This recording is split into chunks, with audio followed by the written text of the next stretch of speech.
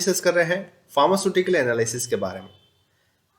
B farm first semester जो subject है pharmaceutical analysis, उसके फर्स्ट चैप्टर की अपन बात कर रहे हैं फार्मास्यूटिकल एनालिसिस इंट्रोडक्शन में, जिसमें कि अपन definition, scope of pharmaceutical analysis, different method of analytical technique और different method of concentration expression के बारे में पढ़ेंगे। Okay, welcome to my channel Amarsar academy. This is Himanshu. Let's start today topic. Okay, तो फर्स्ट ऑफ ऑल मैं बताना चाहूंगा आपको कि फार्मास्यूटिकल एनालिसिस जो सब्जेक्ट है, जो बी फार्म फर्स्ट सेमेस्टर में आप पढ़ते हैं, इस सब्जेक्ट का मोस्ट इम्पॉर्टेंट जो रोल है वो फार्मास्यूटिकल इंडस्ट्री में इसलिए ज़्यादा है क्योंकि अगर किसी भी चीज़ का अगर आप देखें, या फिर वो फूड है या फिर ड्रग है, मेडिसिन है, तो उस चीज़ का एनालिसिस, मतलब कितना परसेंट उसमें प्योरिटी प्रेजेंट है, वो इम्पोर्टेंट रोल निभाता है। चाहे वो अगर अपन फूड इंडस्ट्री में देख लें, चाहे अपन ड्रग इंडस्ट्री में देख लें, तो उसका क्वांटिटेटिवली एनालिसिस जो अपन करते हैं, जिसमें कि अपन को मालूम होता है, जिसमें हमको मालूम होता है कि उस फूड सब्सटेंस में कौन कौन सी इम्प्योरिटी प्रेजेंट है, इस ड्रग सब्सटेंस में कौन कौन सी इम्प्योरिटी प्रेजेंट है, वो कितना परसेंटेज प्योर फॉर्म में अवेलेबल है, उसकी सॉल्युबिलिटी क्या क्या है, वो ड्रग कैसे रिएक्शन करेगा, और उसका एनालिटिकल परफॉर्मेंस कैसे अपन को परफॉर्म करना है, चाहे वो टाइट्रेशन मेथड से हो, चाहे वो इंस्ट्रूमेंट की हेल्प से अपन उसका एनालिसिस कर रहे हैं। तो डिफरेंट डिफरेंट सारी की सारी टेक्निक जो है उसके बारे में अपन डिस्कस करेंगे। ओके, सो ये जो सब्जेक्ट है, ये सब्जेक्ट मोस्ट इंपॉर्टेंट रोल निभाता है इन फार्मास्यूटिकल पूरी की पूरी इंडस्ट्री में।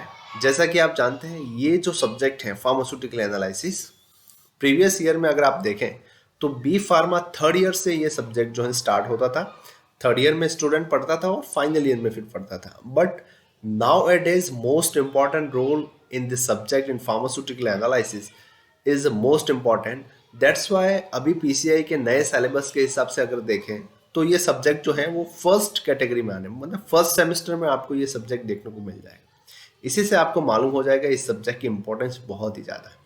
तो इसी, जितना ये इम्पोर्टेंट है उतना ही ये इजी है, और उसको इजी बनाएंगे अपन डिस्कस करके। ओके, चलिए स्टार्ट करते हैं। जैसा कि मैं आपको एक और इन्फॉर्मेशन देना चाहूँगा कि आप चैनल पर नए हैं तो please subscribe my channel, and आप please check my playlist. Okay, जिससे कि आपको पता लगेगा कि डिफरेंट डिफरेंट मैंने एक्सपेरिमेंट से लेकर थ्योरेटिकल सब्जेक्ट जो है अपन डिस्कस कर रहे हैं, और उसके रिलेटेड कुछ भी कंफ्यूजन है, आपको कोई भी कंफ्यूजन आता है, सवाल आता है, तो तुरंत ही मुझे कमेंट करें और मैं पूरी कोशिश करता हूं आपके कमेंट की आंसर करने की। Okay, thank you so much for supporting. बहुत ही अच्छा रेस्पॉन्स है। चलिए आज का टॉपिक लेकर आगे बढ़ते हैं। सो फर्स्ट ऑफ ऑल मैं नाम से स्टार्ट करूंगा। What is the name of your subject?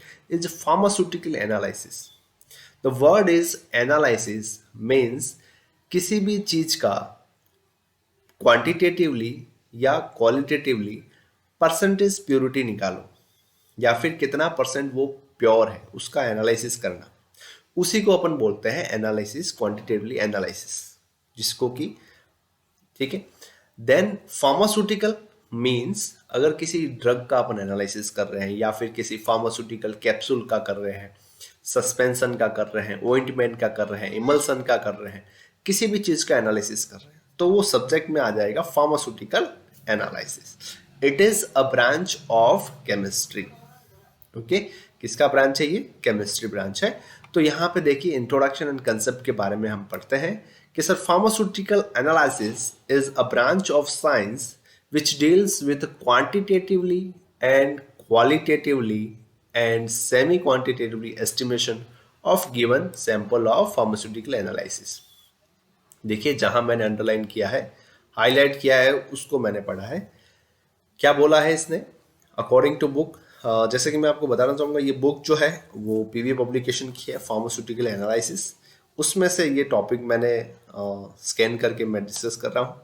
Okay, इसके रिगार्डिंग फर्दर जो है कोई भी इंफॉर्मेशन चाहिए आपको तो आप मुझे कमेंट करें, मैं पूरी कोशिश करूँगा देने की।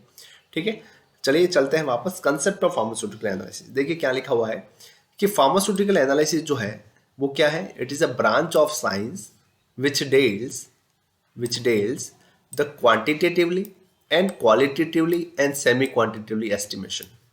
अब मोस्ट इंपॉर्टेंट ये तीन वर्ड जो है इनको आपको याद रखना है। देखिए, quantitative analysis, semi quantitative analysis of estimation मतलब परसेंटेज प्योरिटी निकालनी, किसी भी चीज का ऐसे निकालना of given sample of pharmaceutical sample. मतलब कोई भी फार्मास्यूटिकल सैंपल है, चाहे टैबलेट है, कैप्सूल है, कुछ भी है, उसका अपन को एस्टिमेशन निकालना, ऐसे निकालना, परसेंटेज प्योरिटी निकालनी with the help of instrument या फिर टाइट्रेशन मेथड्स, उसी को हम बोलेंगे फार्मास्यूटिकल एनालिसिस। अब यहाँ पे मोस्ट इंपॉर्टेंट वर्ड जो है क्वांटिटेटिव और क्वालिटेटिव। देखिए, यहाँ पे अपन को थोड़ा सा रुक के समझना पड़ेगा। क्वालिटेटिव एक तो एनालिसिस होता है क्वालिटेटिव एनालिसिस, दूसरा एनालिसिस है क्वांटिटेटिव।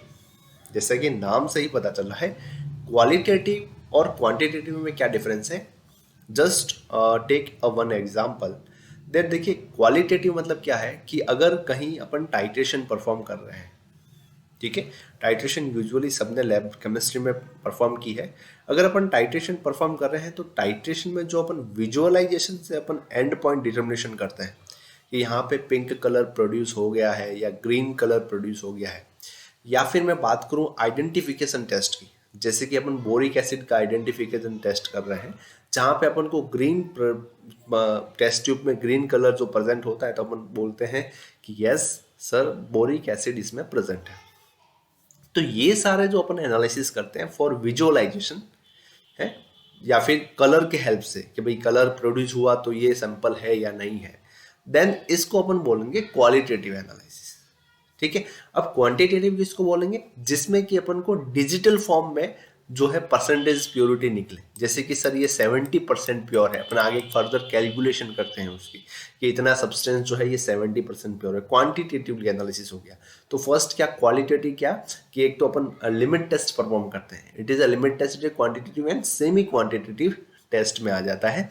तो क्वांटिटेटिव और क्वालिटेटिव मतलब क्या, जिसमें सर अपन कलर की हेल्प से विजुअलाइजेशन एंड पॉइंट डिटर्मिनेशन करते हैं, या फिर आइडेंटिफिकेशन जो ऑब्जर्वेशन से करते हैं कि यहाँ पे ये सब्सटेंस प्रेजेंट है या नहीं है, उससे हेल्प से अपन जो करते हैं वो क्वालिटेटिव एनालिसिस हो गया। क्वांटिटेटिव क्या हो गया कि जिसमें सर अपन क्वांटिटी निकालते हैं कि इतनी क्वांटिटी ये प्रेजेंट है। ठीक है। इसका एग्जाम्पल जो है वो कैसे देंगे अपन कि सर 90% प्रेजेंट है या 80% प्रेजेंट है, तो उससे अपन निकाल देंगे ये क्वांटिटेटिव एनालिसिस। अब तीसरा वर्ड जो आता है वो सेमी क्वांटिटेटिव। देखिए, सेमी क्वांटिटेटिव का मतलब क्या हुआ कि सेमी क्वांटिटेटिव मतलब ये है जैसे कि अपन ने पढ़ा होगा लिमिट टेस्ट। अब लिमिट टेस्ट क्या होता है सर, किसी भी सैंपल में इम्प्योरिटी आइडेंटिफाई करने के लिए अपन लिमिट टेस्ट परफॉर्म करते हैं। तो लिमिट टेस्ट में अपन क्या करते हैं, सेमी क्वांटिटेटिवली एनालिसिस करते हैं, मतलब विजुअलाइजेशन से अपन ओपलसेंस और टर्बिडिटी देखकर अपन किसी भी सैंपल को फेल या पास करते हैं। तो वो हो गया सेमी क्वांटिटेटिवली। ठीक है। तो तीन टाइप के वर्ड जो इंपॉर्टेंट है, क्वांटिटेटिवली, क्वालिटेटिवली और सेमी क्वांटिटेटिवली। ठीक है। तो उस हिसाब से जो एनालिसिस अपन परफॉर्म करेंगे इन फार्मास्यूटिकल सैंपल का, वो जो ब्रांच है वो है फार्मास्यूटिकल एनालिसिस। नेक्स्ट चलते हैं अपन केमिकल एनालिसिस के बारे में। देखिए, chemical analysis is a resolution of chemical compound. It is approximate the ultimate part in analytical chemistry. तो अगर एक हिसाब से देखें अपन तो फार्मास्यूटिकल एनालिसिस जो है वो फार्मास्यूटिकल एनालिसिस एनालिटिकल केमिस्ट्री का पार्ट है, जो कि ब्रांच है एक केमिस्ट्री की। ओके। नेक्स्ट अपन आगे चलते हैं क्वालिटेटिव एनालिसिस और क्वांटिटेटिव एनालिसिस। जैसे कि मैंने आपको अभी ब्रीफ में बताया, उसको मैं डेफिनेशन पढ़ के आपको वापस से एक्सप्लेन करता हूं। देखिए, फर्स्ट पढ़ते हैं क्वालिटेटिव एनालिसिस। तो it may be defined as which is analyte present in the given sample. Analyte का मतलब क्या है, कोई भी सैंपल जो है कि सर कोई भी सैंपल जो है, it may be defined as which is analyte present in the given sample. This has the goal to identify the various components present in the given sample on basic physical and chemical property.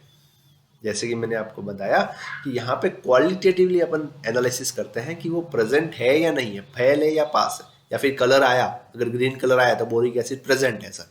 तो यहाँ पे अपन क्या कर रहे हैं, कोई भी sample जो है एनालाइट है उसका सैंपल एनालिसिस कर रहे हैं। कैसे कर रहे हैं, This has been goal to identify the various component present in the given sample or not in the basic analyte physical दिखने में या फिर chemical property के हिसाब से, as such functional group and element composition and melting point. तो ये सारी कैटेगरी रहेगी क्वालिटेटिव एनालिसिस की. अब बात आती है क्वांटिटेटिव एनालिसिस क्या रहेगा. देखिए यहाँ पे क्या है, it may be defined as how much amount of analyte, मतलब किसी भी सैंपल का कितना अमाउंट प्रेजेंट है गिवन सैंपल में, उसको अपन बोलेंगे क्वांटिटेटिवली एनालिसिस. ठीक है. देखिए क्वालिटेटिव अकॉर्डिंग टू डेफिनेशन जो है क्या होगा, क्वालिटेटिव एनालिसिस सर कोई भी सैंपल जो है वो फिजिकल या केमिकल के थ्रू, केमिकली प्रॉपर्टी के थ्रू जो अपन आइडेंटिफाई करते हैं उसका क्वालिटेटिव एनालिसिस करते हैं. और क्वांटिटेटिव एनालिसिस क्या हो जाएगा, how much amount present in the given sample, कितने परसेंट प्रेजेंट है. ठीक है, 20% है, 40% है, 50% है. ठीक है, तो यही देखिए डेफिनेशन में यही लिखा हुआ है, how much amount of analyte present in the given sample. This has goal to determine the quantity of each component present in the sample. किसी भी सैंपल में, किसी भी एनालाइट में कितने परसेंट जो है, हाउ मच परसेंटेज या how much amount present in the sample of analyte, कितने परसेंट जो है वो प्रेजेंट है उस सैंपल में, उसी को अपन बोलेंगे क्वांटिटेटिवली एनालिसिस. नेक्स्ट थर्ड चलते हैं सेमी क्वांटिटेटिवली. सेमी क्वांटिटेटिवली मतलब क्या है, it is a type of analysis which only describe whether the quantitatively of impurity present in the given sample in the below above specific limit such as limit test. जैसा कि अभी अपने discuss किया कि in the limit test अपन जो है analysis करते हैं. लिमिट टेस्ट का मतलब है किसी भी सैंपल में इम्प्योरिटी जो प्रेजेंट है उसको अपन आइडेंटिफाई करते हैं with the help of limit test. तो लिमिट टेस्ट में अपन जो एनालिसिस करते हैं वो सेमी क्वांटिटेटिवली इसलिए होता है क्योंकि टर्बिडिटी और ओपलसेंस देखकर ही अपन उसको आइडेंटिफाई करते हैं कि the given sample of sodium chloride present in the sulphate की इम्प्योरिटी है या नहीं है. ओके, तो यहाँ तक बात आ गई कि सर एनालिसिस जो है सेमी क्वांटिटेटिव, क्वांटिटेटिव और क्वालिटेटिव एनालिसिस अपन करते हैं किसी भी सैंपल का, फार्मास्यूटिकल सैंपल का. ओके, उसके साइंस की जो ब्रांच है उसमें अपन डिफरेंट एनालिसिस करते हैं किसी भी फार्मास्यूटिकल प्रोडक्ट का. चलिए नेक्स्ट अब बात आती है स्कोप ऑफ एनालिसिस. जी हाँ, किसी भी सब्जेक्ट को अपन पढ़ते हैं, किसी भी सब्जेक्ट का जो अपन प्रिंसिपल पढ़ते हैं या पूरे 6 महीने जो आप ये सब्जेक्ट पढ़ने वाले हो, इस सब्जेक्ट का स्कोप क्या है, इसमें आगे स्कोप क्या है, इसकी अपॉर्चुनिटी क्या है, एप्लीकेशन क्या क्या है, तो उसके बारे में डिस्कस करेंगे. देखिए यूँ देखा जाए तो फार्मास्यूटिकल एनालिसिस का बहुत ही बड़ा रोल इम्पोर्टेंट इसलिए है क्योंकि कोई भी ड्रग जो है विदाउट एनालिसिस उसका जो है मार्केट में वो नहीं आती. जैसा कि आप जानते हैं एनालिसिस बहुत ही ज़्यादा इम्पोर्टेंट रोल है. तो अकॉर्डिंग टू डेफिनेशन अपन देखते हैं. देखिए the importance of analytical chemistry in the fact that the foundation pillar of entire procedure of drug discovery. जी हाँ, बहुत ही बड़ी बात है कि किसी भी ड्रग का जब डिस्कवरी होता है, उसमें सबसे बड़ा इंपॉर्टेंट रोल है वो है फार्मास्यूटिकल एनालिसिस ब्रांच का. क्योंकि अगर एनालिटिकल अपन परफॉर्मेंस सही से नहीं करेंगे तो वो ड्रग डिस्कवर कैसे होगी. Isolation, standardization, quality control and basic important of pharmaceutical analysis and standardization, quality control. The medicine and drug substance to ensure the quality and stability of final product. Nowadays, analytical techniques are popular used in following field. Okay, तो शुरुआत से इन्होंने बताया है कि अगर pharmaceutical analysis का scope का अगर अपन देखें तो शुरुआत से जहाँ से ड्रग का डिस्कवरी हुआ है, क्वालिटी कंट्रोल, एनालिसिस, फिर ड्रग का जो मार्केट में निकलती है वहां तक लेकर लास्ट तक अपन जो है एनालिसिस जो है उसका करके परफॉर्मेंस जो है करके भेजते हैं. तो मोस्ट इंपॉर्टेंट रोल है फार्मास्यूटिकल एनालिसिस का. नेक्स्ट कौन कौन से फील्ड में देखें तो बायोलॉजिकल सैंपल एस्टिमेशन. अब यहाँ पे बात आती है बायोलॉजिकल सैंपल एस्टिमेशन का मतलब क्या है कि ब्लड प्रोडक्ट. अब ये ब्लड प्रोडक्ट कैसे कि देखिए बायोलॉजिकल सैंपल कौन से, देखिए ब्लड है, यूरिन है, सीरम है, ये सारे के सारे जो इसका अपन सैंपल एनालिसिस करते हैं, ठीक है, तो इसको अपन बायोलॉजिकल सैंपल बोलते हैं, ठीक है। तो बायोलॉजिकल सैंपल का भी एस्टिमेशन जो अपन करते हैं, एनालिसिस करते हैं with the help of pharmaceutical analysis. ये इसको स्कोप है, बहुत ही अच्छा स्कोप है। नेक्स्ट अपन देखते हैं फूड डिटर्मिनेशन। जैसे कि मैंने अभी प्रीवियसली आपको डिस्कस किया, फूड डिटर्मिनेशन में भी फार्मास्यूटिकल एनालिसिस या एनालिसिस फील्ड का बहुत ही बड़ा इंपॉर्टेंट रोल है। डेयरी प्रोडक्ट, आपके मिल्क प्रोडक्ट जो आते हैं, डेयरी प्रोडक्ट जो आते हैं, उसमें सॉइल स्टडी में एनालिसिस का रोल है। फॉरेंसिक डिटर्मिनेशन में, फॉरेंसिक साइंस आपने सुना होगा नाम, ठीक है। Pesticide estimation of food vegetable में, एंड एनवायरमेंटल पॉल्यूशन डिटर्मिनेशन में, ठीक है। तो यहाँ पे अपन देखें फार्मास्यूटिकल एनालिसिस में एक ऐसी ब्रांच है जहाँ not only for pharmaceutical, not only for drug analysis, it is a whole type of analysis like food product, dairy product, soil product, forensic science, pesticide, environmental, सब में जो है एनालिसिस का मोस्ट इंपॉर्टेंट रोल है। Okay, तो अगर अपन drug का analysis कर रहे हैं तो वो फार्मास्यूटिकल एनालिसिस हो जाएगी। ओके, फूड प्रोडक्ट का कर रहे हैं तो फूड एनालिसिस हो गया, है ना। तो उस हिसाब से अपन उसको कैटेगरी वाइज डिवाइड कर सकते हैं। ओके, चलिए, तो यहाँ तक अपने कंप्लीट कर लिया कि स्कोप क्या हो गया और फार्मास्यूटिकल एनालिसिस एक्चुअली है क्या ब्रांच, ठीक है।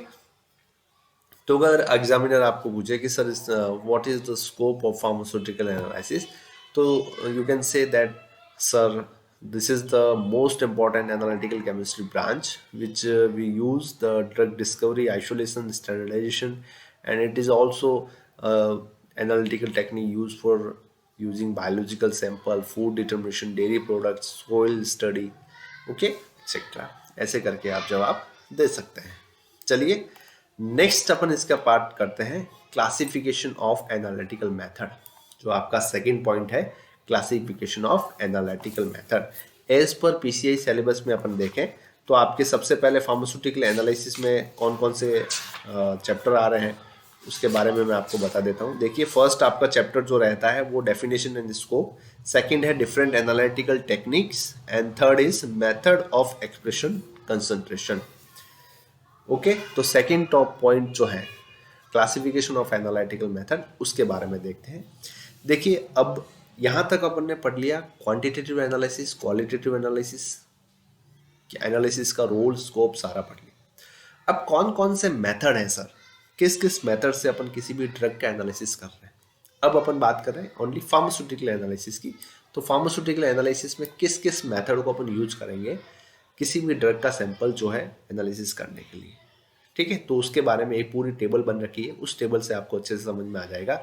देखिए क्या लिखा हुआ है, analytical method are often classified as being either classical instrument, this classification is largely historical with classic method, sometime called wet the chemical method, instrumental method by century or more. Okay, तो different different जो method जो है वो use होते हैं pharmaceutical analysis में। देखिए, usually अगर मैं आपको एक बात बताऊं, जैसे कि आप लाइब्रेरी में देखते होंगे इंडियन फार्माकोपिया को आपको रिफर करने को बोला जाता है। इंडियन फार्माकोपिया का न्यू वर्जन जो है अभी 2018 वाला आ चुका है, 2018 वाला। उसके बाद देखेंगे 2014, 2010, 2007, 2019, 96। तो जैसे जैसे इंडियन फार्माकोपिया का जो वर्जन आता है, किसी भी ड्रग का एनालिसिस का वर्जन भी वो भी मॉडिफाई होके आता है। क्योंकि अगर प्रीवियस मेथड जो देखेंगे आप, वो सारे के सारे मेथड जो है वो टाइट्रेशन पे थे। अभी धीरे धीरे धीरे सारे के सारे एनालिटिकल मेथड जो इंस्ट्रूमेंट पे शिफ्ट हो गए हैं, क्योंकि एडवांस टेक्निक आ गई है, ठीक है। तो यहाँ पे अपन डिटरमाइन करेंगे, सॉरी, यहाँ पे अपन कंसंट्रेशन करेंगे कि मेथड ऑफ एनालिसिस कौन कौन से हैं। तो फर्स्ट ऑफ ऑल यहाँ पे आएगा अपने, एक तो इंस्ट्रूमेंटल मेथड है, एक नॉन इंस्ट्रूमेंटल मेथड, ठीक है। तो नॉन इंस्ट्रूमेंटल मेथड को जो है ट्रेडिशनल मेथड या क्लासिकल मेथड भी बोलते हैं अपन, ठीक है। तो उसमें कौन कौन से हैं और उसमें कौन कौन से हैं, दोनों को अपन डिस्कस करेंगे। तो मोस्ट इंपॉर्टेंट आपका जो ये क्वेश्चन आएगा, जिसमें आप ये टेबल बनाना ना भूलें, बहुत ही इंपॉर्टेंट टेबल है क्लासिफिकेशन ऑफ एनालिटिकल मेथड में, ठीक है। तो इसके बारे में डिस्कस करते हैं। First, non instrumental method. Non instrumental का मतलब ये है कि जिसमें अपन इंस्ट्रूमेंट का यूज नहीं करते, without the use of instrument अपन किसी भी चीज का एनालिसिस करते हैं with the help of titration और ग्रेविमेट्रिक एनालिसिस। ओके, जिसको कि हम क्लासिकल मेथड के नाम से जानते हैं। किसके नाम से जानते हैं? क्लासिकल मेथड में। तो क्लासिकल मेथड में आप दो टाइप के मेथड अवेलेबल है। पहला है टाइट्रेशन, दूसरा है gravimetry analysis. Titration, as we know that titration मतलब क्या है? किसी भी अननोन सॉल्यूशन की कंसंट्रेशन अपन फाइंड आउट करते हैं या फिर उसकी स्टैंडर्डाइजेशन अपन परफॉर्म करते हैं with the help of burette, conical flask, indicator. ये सारा का सारा टाइट्रेशन में अपन रहता है। ठीक है। और मैं स्टूडेंट को बताना चाहूँगा कि बी फार्म फर्स्ट ईयर की मैंने पूरी थ्योरी की लिस्ट बना के रखी है, प्ले लिस्ट। आप जो भी टॉपिक आपको पढ़ना है उसमें जाके आप पढ़ सकते हैं, प्ले लिस्ट में जाके अकॉर्डिंग टू योर सिलेबस मैंने प्ले लिस्ट बना के रखी है। तो टाइट्रेशन में acid based titration, redox titration, precipitation, non aqueous, सारा का सारा मैंने डिस्कस कर लिया हूँ। तो उसमें आप फर्दर वीडियो में जाके चेक कर सकते हैं। ओके, फर्स्ट अब अपन बात कर रहे हैं टाइट्रेशन के बारे में। टाइट्रेशन क्या है? किसी भी सैंपल का अपन अननोन सैंपल का कंसंट्रेशन फाइंड आउट कर रहे हैं या स्टैंडर्डाइजेशन कर रहे हैं। तो टाइट्रेशन में डिफरेंट टाइप के एनालिसिस है। कौन कौन सी है देखिए? Acid based titration, redox titration, precipitation, non aqueous, कॉम्प्लेक्सोमेट्री। तो इनको देखिए रटने की जरूरत नहीं है, मैं आपको बता देता हूँ कि किसी भी सैंपल जो है उसका नेचर कैसा है। वो एसिड है सर, हाइड्रोक्लोरिक एसिड है, या बेस है, सोडियम हाइड्रोक्साइड है, या वो रिडॉक्स केमेनोफोर है, प्रेसिपिटेशन टाइट्रेशन NaCl है, नॉन एक्वस सोडियम बेंजोएट है, कॉम्प्लेक्सोमेट्री कैल्शियम कार्बोनेट है, कैल्शियम ग्लूकोनेट है। तो according to the sample nature अपन टाइट्रेशन जो है डिफरेंट टाइट्रेशन परफॉर्म करते हैं। अगर सैंपल जो है कॉम्प्लेक्स का फॉर्मेशन कर रहा है तो अपन कॉम्प्लेक्सोमेट्री टाइट्रेशन यूज करेंगे। अगर वो वाटर में सॉल्युबल नहीं है, एसिड एसिड है बट वाटर में सॉल्युबल नहीं है, तो non aqueous acid based titration का यूज करेंगे। जैसे कि हम जानते हैं जो ड्रग जो है वाटर में सॉल्युबल नहीं है तो उसके लिए अल्टरनेट अपन कौन सा है? Non aqueous acid based titration use करते हैं। ठीक है। अगर सैंपल प्रेसिपिटेट आउट हो रहा है तो प्रेसिपिटेशन टाइट्रेशन यूज करेंगे। रिडॉक्स टाइट्रेशन, ऑक्सीडेशन रिडक्शन उसकी नेचर है तो रिडॉक्स टाइट्रेशन परफॉर्म करेंगे। अदरवाइज अपन एसिड बेस्ड टाइट्रेशन परफॉर्म करेंगे। ओके, नेक्स्ट यहाँ पे आता है ग्रेविमेट्रिक एनालिसिस। क्या है ग्रेविमेट्रिक एनालिसिस? देखिए क्लासिकल मेथड में दूसरा जो है ग्रेविमेट्रिक एनालिसिस। ग्रेविमेट्रिक का मतलब ये है कि किसी भी सैंपल में, it is also a traditional method, इसमें भी अपन इंस्ट्रूमेंट का यूज नहीं करते। जैसे कि अपन कैल्शियम क्लोराइड का मेरे को एनालिसिस करना है तो कैल्शियम क्लोराइड में मेरे को कैल्शियम का एनालिसिस करना है, परसेंटेज प्योरिटी निकालनी, कैल्शियम कितना प्रेजेंट है।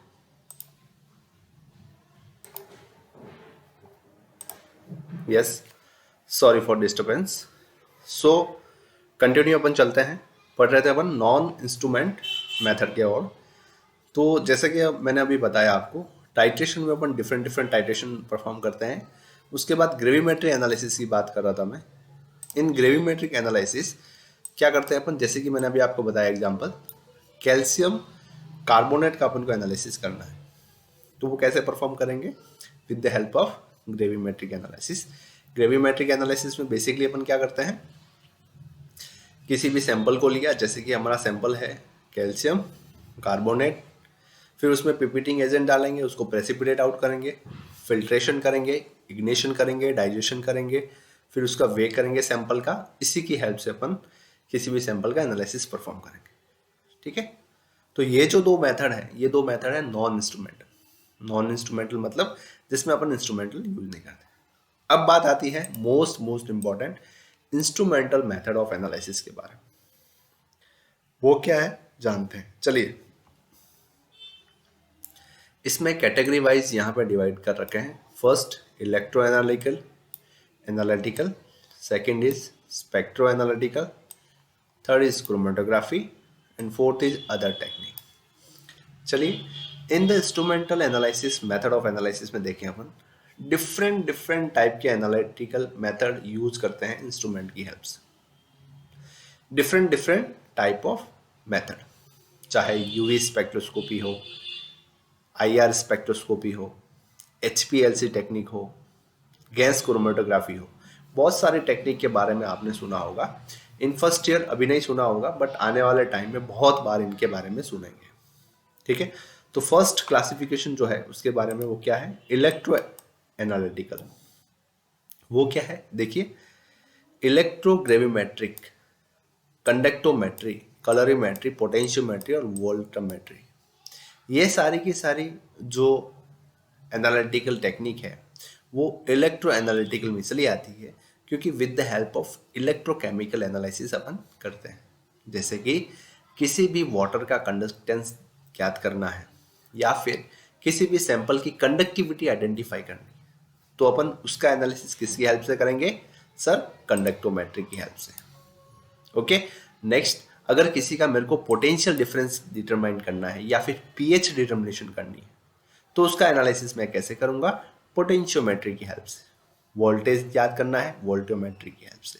तो अगर इलेक्ट्रिकली और केमिकली मैं किसी का एनालिसिस कर रहा हूं, उसको मैं बोलूंगा इलेक्ट्रोकेमिकली एनालिसिस, जो कि डिफरेंट डिफरेंट टेक्निक अवेलेबल है। कौन कौन सी, कंडक्टोमेट्री, पोटेंशियोमेट्री, कलरीमेट्री।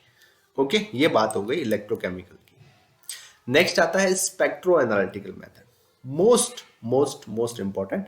इलेक्ट्रोकेमिकल एनालिसिस में क्या है देखिए, स्पेक्ट्रा मतलब क्या है, स्पेक्ट्रो मतलब जब किसी भी सैंपल की अपन डील कराते हैं लाइट से, किसी भी सैंपल की हम डील कराते हैं लाइट की हेल्प से, तो उसमें जब अपन एनालिसिस परफॉर्म करते हैं, सॉरी यस, जब किसी भी सैंपल का अपन एनालिसिस परफॉर्म करते हैं लाइट की डील से, वेट यस, जैसे कि कोई सैंपल है मेरे पास, जैसे कि पैरासीटामोल टैबलेट है, अब इस टैबलेट है या पाउडर है, उस पाउडर की मैं डील करा रहा हूँ इलेक्ट्रोमैग्नेटिक रेडिएशन की हेल्प से, और उसकी हेल्प से मैं उसका एनालिसिस कर रहा हूँ, तो स्पेक्ट्रोस्कोपी हो जाएगी। स्पेक्ट्रो मतलब किसी भी मैटर की डील करा रहे हैं लाइट से, स्कोपी मतलब मेजरमेंट। तो स्पेक्ट्रोस्कोपी का मतलब क्या हो गया, किसी भी सैंपल, जैसे कि यहाँ पे देखिए ये सैंपल है, इस सैंपल में लिक्विड फॉर्म में, यहाँ पे मैं लाइट इसके ऊपर डाल रहा हूँ, और यहाँ से जो ये इसकी लाइट की एब्जॉर्बेंस हो रही है, इलेक्ट्रोमैग्नेटिक रेडिएशन की ये एब्जॉर्बेंस कर रहा है, और यहाँ पे इसका एनालिसिस परफॉर्म हो रहा है, तो उसको मैं बोलूँगा स्पेक्ट्रोस्कोपी। चाहे वो यूवी स्पेक्ट्रोस्कोपी हो, अल्ट्रावायलेट स्पेक्ट्रोस्कोपी।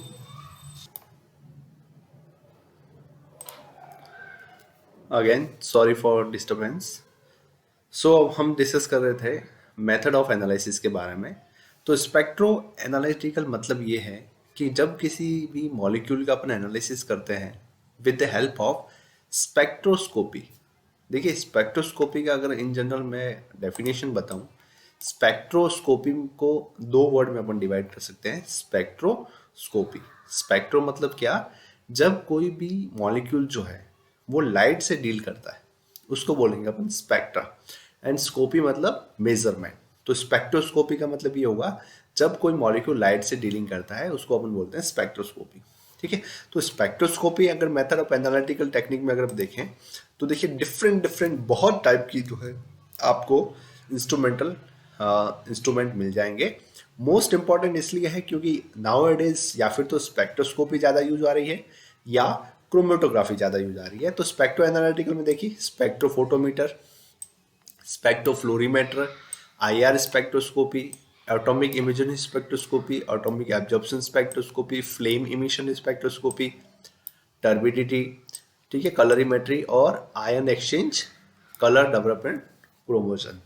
देखिए ये एक एक करके सारी की सारी जो स्पेक्ट्रोस्कोपी आप आने वाले सेमेस्टर में पढ़ेंगे, because of very very important. पूरा आपके 8th सेमेस्टर में I think sorry 7th semester में एक सब्जेक्ट आएगा instrumental analysis.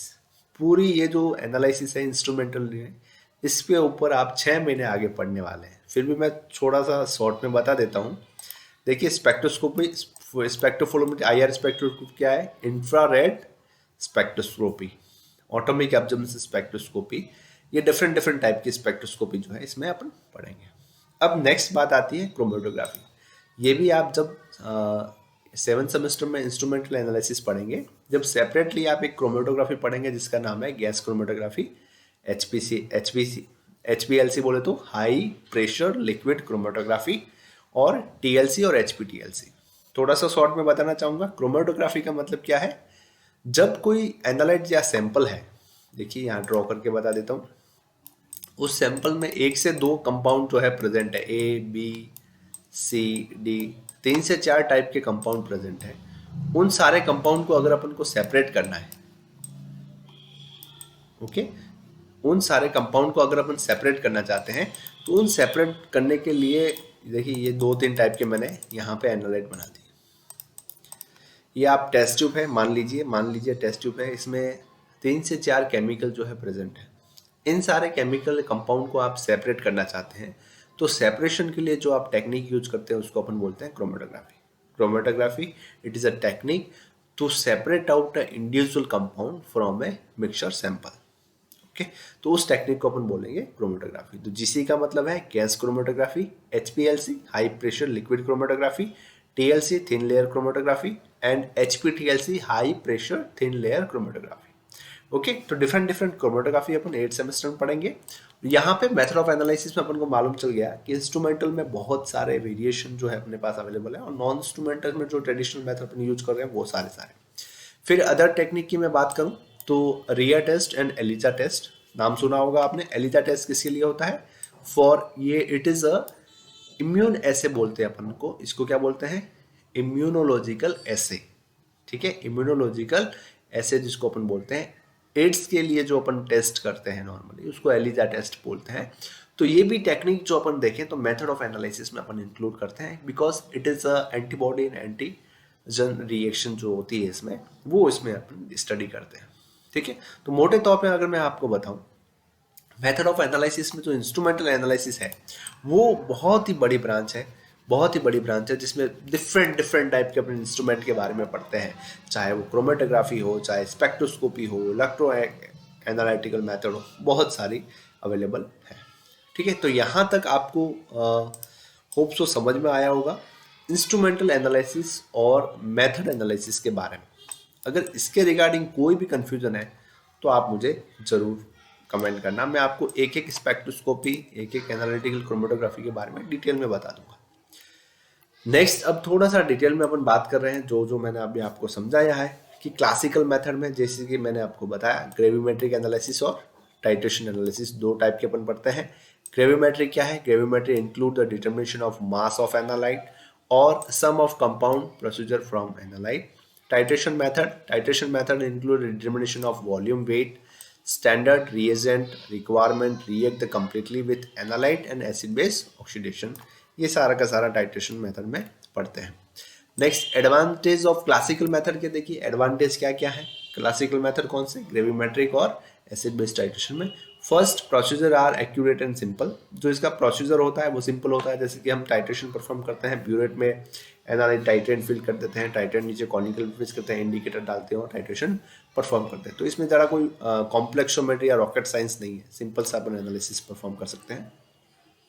Next, the equipment needed is cheap. जो अपन इसमें इक्विपमेंट यूज करते हैं वो मोस्टली तो ग्लासवेयर ही होते हैं, तो उसमें कोई ज़्यादा खर्चा नहीं आता, तो सस्ते मिल जाते हैं। Next, method are absolute. बिल्कुल मेथड जो है बिल्कुल एक्यूरेट और प्रिंसिपल वाइज चलते हैं। Specialization training is use not require. अब इसके लिए क्या है, टाइट्रेशन करने के लिए कोई ज़्यादा आपको ट्रेनिंग की रिक्वायरमेंट नहीं रहती, आप सिंपली एक बार मेथड देख लेंगे तो आप भी टाइट्रेशन परफॉर्म कर सकते हैं। नेक्स्ट, लिमिटेशन क्या है क्लासिकल मेथड की? देखिए क्लासिकल मेथड की लिमिटेशन फर्स्ट क्या है? The chemical environment is critical.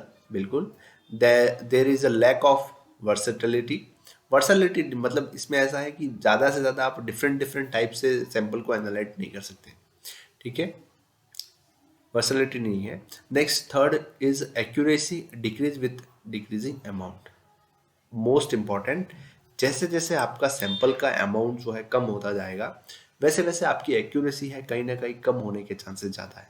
But ये कहीं इंस्ट्रूमेंट एनालिसिस में अपन चाहें तो इंस्ट्रूमेंट में जस्ट इसका ऑपोजिट हो जाता है। जैसे आपके पास मिनिमम अमाउंट में भी अगर सैंपल अवेलेबल है तो भी आप उसका एक्यूरेट एनालिसिस कर पाएंगे।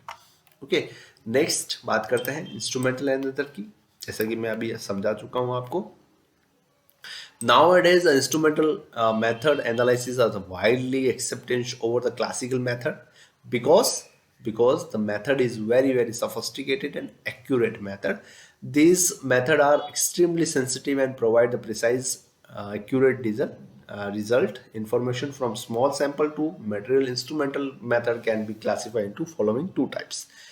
ठीक है, अभी मैंने बताया आपको कितने कितने टाइप के हैं. फर्स्ट इलेक्ट्रो एनालिटिकल मेथड, जिसमें कि अपन इलेक्ट्रोकेमिकल की बात करते हैं, कलरीमेट्री, पोटेंशियोमेट्री, पीएच ज्ञात करना है या फिर अपन को कंडक्टिविटी ज्ञात करनी है किसी सैंपल की, तो अपन उसको है ये इलेक्ट्रोकेमिकल कैटेगरी में रखेंगे. स्पेक्ट्रो एनालिटिकल, जिसमें कि अपन UV spectroscopy, infrared spectroscopy, ultraviolet spectroscopy, ये सारी की सारी स्पेक्ट्रोस्कोपी है जिसको अपन लाइट के साथ इलेक्ट्रोमैग्नेटिक रेडिएशन के साथ डील कराते हैं. किसके साथ डील करा रहे हैं? इलेक्ट्रोमैग्नेटिक रेडिएशन, जिसको अपन ईएमआर बोलते हैं. ठीक है, उसकी पूरी रेंज है गामा रेंज से लगाकर आईआर, यूवी और लैम्डा रेंज से बराबर रहती है. नेक्स्ट बात करता हूं मैं क्रोमेटोग्राफी मेथड. जैसे कि मैंने बताया, क्रोमेटोग्राफी मेथड आज mainly use to determination complex mixture से किसी भी इंडिविजुअल कंपाउंड को सेपरेट करने के लिए जो अपन टेक्निक यूज करते हैं उसको क्रोमेटोग्राफिक मेथड यूज बोलते हैं. जिसमें कि डिफरेंट डिफरेंट कौन कौन से एग्जाम्पल है, गैस, HPLC, TLC, ये सारा का सारा रहेगा. नेक्स्ट अदर मेथड की मैं बात करूं, नेक्स्ट बिसाइड द वो method there are much more instrument analytical method which are used in analytical different, जैसे कि एलिजा टेस्ट और उसके बारे में मैंने आपको बताया. ओके, नेक्स्ट मैं बात कर रहा हूँ आपसे एडवांटेज ऑफ इंस्ट्रूमेंटल मेथड की. एडवांटेज तो इतने बहुत ही ज़्यादा है, तभी आप देख सकते हैं नाउअडेज छोटा छोटा भी कोई किसी भी चीज़ का एनालिसिस करना चाहता है तो वो मेथड जो है वो डेवलपमेंट होते हैं इंस्ट्रूमेंट पे, because of accuracy, sophistication instrument जो है उसकी बहुत ज़्यादा रिक्वायरमेंट है. Next, small amount of sample are required to analysis, highly sensitivity is obtained. Okay, small amount भी होगा सैंपल का तो भी अपन को एक्यूरेट रिजल्ट जो है मिल जाएगा. नेक्स्ट, हाईली सेंसिटिव, बहुत ही ज़्यादा सेंसिटिव है, मतलब अगर थोड़ा सा भी सैंपल ज़्यादा कम होता है तो अपन को उसके रिजल्ट तुरंत ही देखने को मिल जाता है और पता लग जाता है यहाँ पे कुछ ना कुछ गड़बड़ है. नेक्स्ट बात कर रहे हैं अपन measurement obtained are reliable and determination is very fast, even complex mixture is handling. Next, limitation of instrumental analysis क्या है? देखिए लिमिटेशन इसकी क्या है, बहुत ही लिमिट में ही है लिमिटेशन, बट कौन कौन सी है देखते हैं. फर्स्ट, यहाँ पे आपका initial calibration is needed. Yes, अगर किसी भी सैंपल, ये कैलिब्रेशन जो वर्ड है उसके बारे में आपको डिटेल में बताऊंगा. देखिए कैलिब्रेशन का मतलब क्या होता है, जो को भी अपन किसी सैंपल का यूज करते हैं या किसी भी सैंपल का एनालिसिस करने जा रहे हैं, वो इंस्ट्रूमेंट जो है, वो इंस्ट्रूमेंट क्या है? मशीन है. उस मशीन का कैलिब्रेशन इसलिए अपन करते हैं कि वो इंस्ट्रूमेंट जो है प्रॉपर वे में वर्किंग कर रहा है या नहीं है.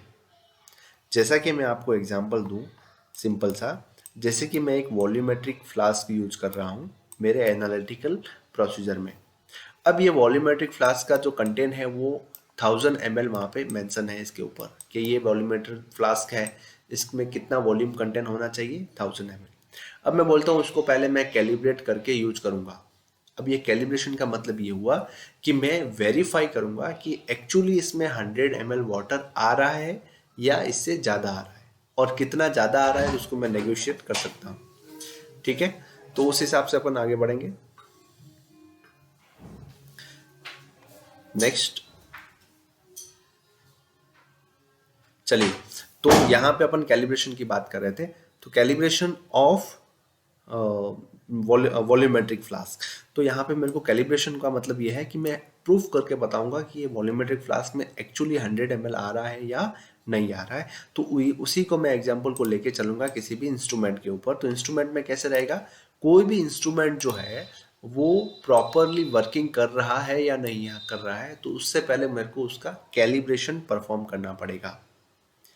ओके, तो कैलिब्रेशन करने के बाद ही मैं उसको इंस्ट्रूमेंट को यूज करूंगा. ठीक है, एक और एग्जांपल लेके, तो जैसे कि ये अपना जो है वो एनालिटिकल बैलेंस है. ये क्या है? ये अपना एनालिटिकल बैलेंस है. ठीक है, ये मैंने एनालिटिकल बैलेंस जो है वो ड्रॉ कर दिया. अब इस एनालिटिकल बैलेंस पे मैं बोलता हूँ आपको कि 1 ग्राम सैंपल जो है आपको वेट करना है. ओके, 1 ग्राम सैंपल वेट करने से पहले मैं बोलूँगा आपको कि इसको आपको पहले कैलिब्रेट करना है. कैलिब्रेट इन द सेंस, आपको पहले जो फिक्स मेजरमेंट अपने पास होते हैं एनालिटिकल मेथड के साथ आते हैं या फिर आप लेबोरेटरी में देख रहे होंगे, तो उसमें से अपन को जैसे 1 ग्राम 2 ग्राम, 0.5 ग्राम, सारे के सारे वेट वहाँ पे उसके ऊपर रखने के बाद आपको उसका मेथड जो है वो लिखने पड़ेंगे और उसका एनालिटिकल मेथड का कैलिब्रेशन करना पड़ेगा। व्हेन कैलिब्रेशन डन, आप कैलिब्रेशन कर लेते हैं पूरा, आप देखते हैं यस इसका रिजल्ट जो है बिल्कुल सही आ रहा है, उसके बाद आपको उसको इंस्ट्रूमेंट को यूज करना पड़ेगा। अदरवाइज अगर कुछ उसकी फंक्शनिंग सही नहीं है मशीन की और आपने विदाउट कैलिब्रेशन उसको यूज कर लिया, तो हो सकता है आपके एनालिटिकल मेथड में एरर आने के चांसेस बहुत ही ज़्यादा बढ़ जाएंगे। ओके, नेक्स्ट सेकंड पॉइंट क्या है देखिए, final accuracy is obtained in region of 0 1+। Yes, next initial cost, अब थोड़ी सी कॉस्ट वाइज जो है बहुत ही ज़्यादा महंगा पड़ जाता है ये instrumental analysis, because of instrument जो है बहुत ही ज़्यादा महंगे आते हैं। महंगे क्यों आते हैं? क्योंकि बहुत ज़्यादा सेंसिटिव है, सफिस्टिकेटेड है।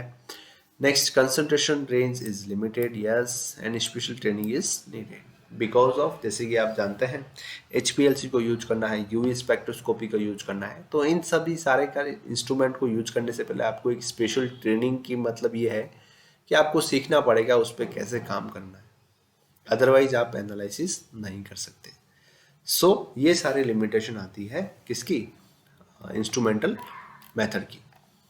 ओके, इसी के साथ अपना जो टॉपिक है फार्मास्यूटिकल एनालिसिस का, उसमें डेफिनेशन स्कोप पढ़ा अपन ने, उसके बाद में अपन ने पढ़ा different different type of analytical technique, ये सारा का जो कंप्लीट होता है।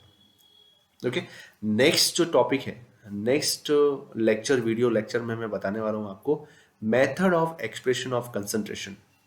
किसके बारे में पढ़ने वाले हैं अपन? देखिए, यस, नेक्स्ट जो अपना टॉपिक है वो है मेथड एक्सप्रेशन ऑफ कंसंट्रेशन, इसके बारे में डिस्कस करेंगे। चलिए, so thank you so much for watching.